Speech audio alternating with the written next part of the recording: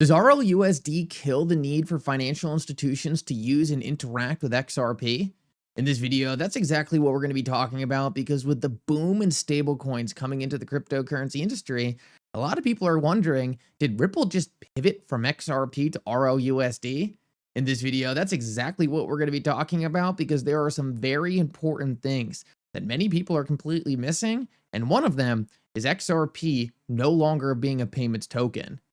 Like always, your support means so much to this channel. Thank you to everyone who takes the time to like these videos and subscribe to the channel. These two simple things really do help me out so much. Also, if you have any good place to buy some XRP, make sure to check out my favorite exchange Uphold down in the description of this video. But that said, let's jump right into it, and I hope you guys enjoy the content. We're just going to jump right into this one and talk about RLUSD and XRP. Because a lot of people, I think, have been severely misunderstanding what XRP is and how RLUSD and stablecoins are going to work in this new emerging financial system. First, though, let's talk about something that Bitcoiners have absolutely wrong, and the XRP community should not fall into the same trap of. And that's that in the future we're heading into, no one is going to be paying each other with volatile currency. If I'm going to the store, I don't want the price of the groceries to be fluctuating based off my XRP portfolio. I also just don't want to do the calculation of how much XRP something is going to cost me. And last of all, I don't want to really spend my XRP. I want to keep my XRP. I want to hold it. I look at XRP as a store of value. And therefore, there's a lot of incentives not for me to be paying with things with XRP. Plus, the institution on the other side that I'm using to purchase things, maybe they don't want XRP, right?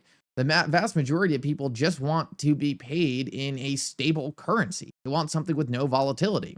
And this is something that the Bitcoiners have got completely wrong, but I worry people in the XRP community are falling into this same trap.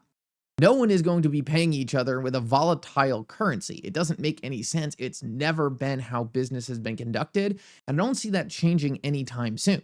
I also don't see any world where things are denominated in Bitcoin or XRP. I think that's like some super Orwellian scenario that we're probably, if it was to ever happen, hundreds of years away from. So how do stablecoins fit into this emerging picture? Because I think the vast majority of you probably can conceptualize the fact that people just want to keep paying with things in a stable unit. You run a business, you don't want to worry about the fluctuation of the currency you're getting. You just want to get paid for your services with how much your services are worth.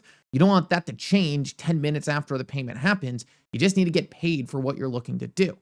This is exactly why stablecoins were created. But it's really important to understand that the creators of the XRP ledger saw this from the very early days.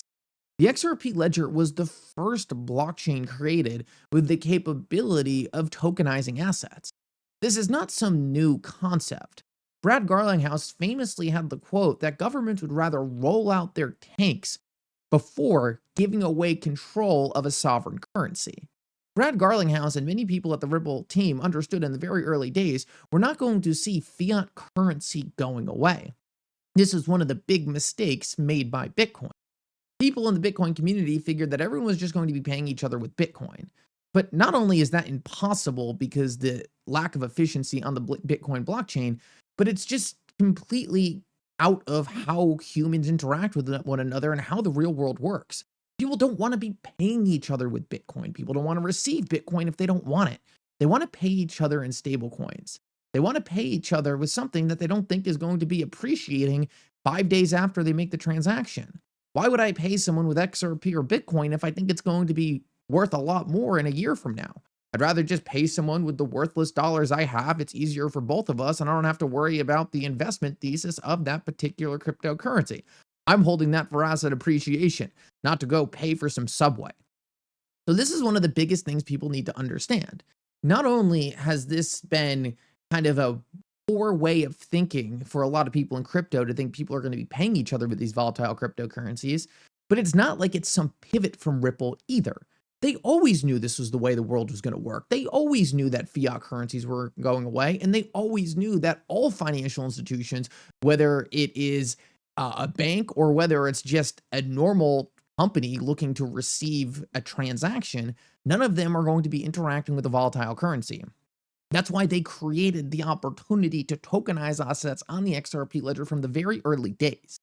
They never thought the scenario was going to exist where the entire world was just going to be interacting purely with a volatile XRP asset.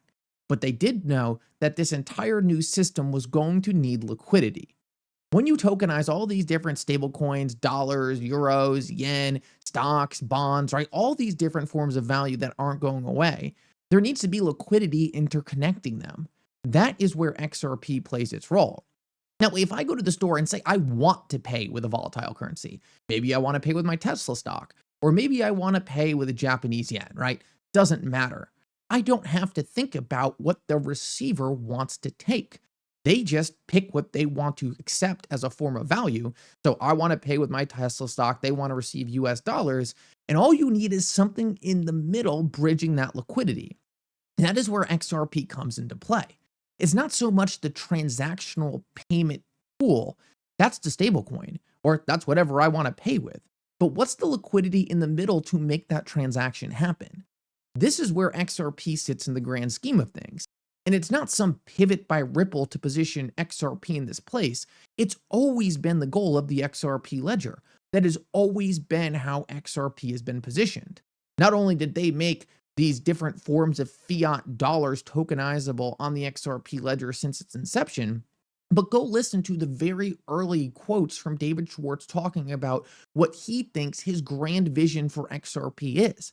He doesn't talk about it as some payment token. He talks about it as a neutral source of liquidity that anyone can contribute to or draw off of.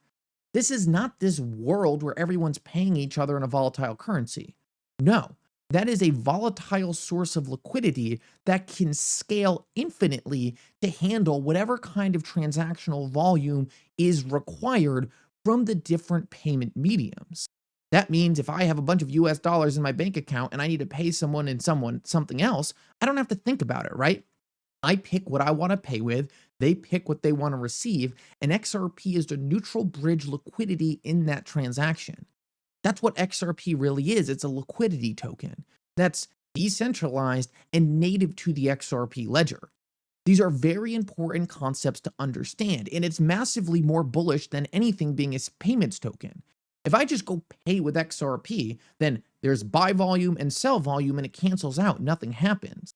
But if massive amounts of XRP are being locked up for liquidity, that is a huge suck and a huge source of demand on XRP tied up, unable to be sold.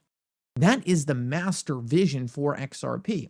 Because if I'm doing $1 of transactions every single year, you don't need a lot of XRP locked up as liquidity. But if I'm doing trillions upon trillions of dollars of transactions, that's going to take a lot of XRP to get locked up. Maybe there's not that much XRP available. How do you scale the liquidity? All you need is for XRP to increase in price. This goes back to David Schwartz's quote where he said, XRP can't be cheap. Because you're going to have so much demand to handle all these different transactions on XRP that you're not going to be able to source enough XRP at the current price to handle that much liquidity. What you're going to need is an increase in the price of XRP, therefore scaling the liquidity without needing so many individual tokens to handle that trillions of dollars of transaction volume. This is one of the most important things you need to understand about why the XRP ledger is in such a pristine opportunity to succeed. It doesn't force people to change their social norms to do something that people are never going to want to do. If I start a business tomorrow that has nothing to do with cryptocurrency, but I want a better payment system, I shouldn't have to sacrifice the happiness of my customers and make them start using something they don't want to use. They should be able to use whatever they want. They should be able to pay with whatever they want. I should be able to receive whatever I want. But there shouldn't have to be any concession where people have to change their social norms to interact with a value source they might not want to interact with. They don't need to do that on the XRP ledger, and they might still be using XRP. This is how you create the deepest network effect out there. You don't force people into doing an action they might not want to do. You facilitate the transaction in the best way possible for them. And the most important thing you need to understand is that XRP is a critical tool to make that happen. RLUSD is going to go gangbusters on the XRP ledger, in my opinion, with more financial institutions needing dollar-denominated units in the blockchain world. That doesn't mean that they cut out the need for XRP, because they're always going to need the liquidity. Liquidity is the most important thing in this entire equation. It's the stickiest and most important thing for asset appreciation as well, because liquidity directly correlates to demand.